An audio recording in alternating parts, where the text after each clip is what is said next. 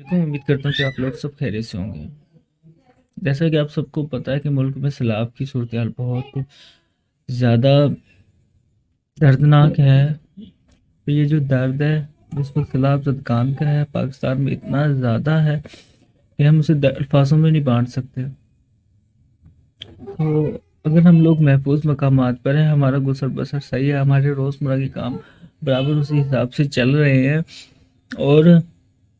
ہم لوگ کافی اچھے رہے ہیں، تو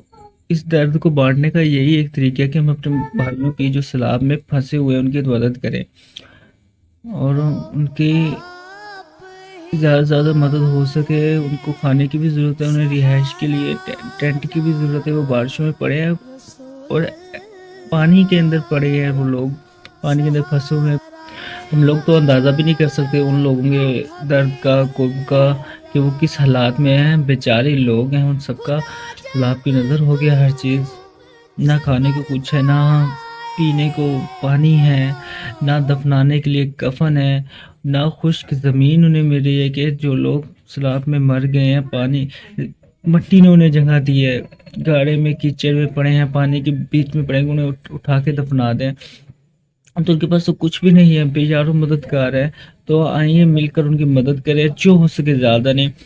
50 روپے ہو جائیں، 100 ہو جائیں، 200 ہو جائیں، جتنے بھی ہو جائیں، مل کر ان کی مدد کریں تاکہ ہم اس میں اپنوں کا جو ہمارے اپنے بچ گئے ہیں پیارے، ان کا ہم صدقہ اتار سکیں۔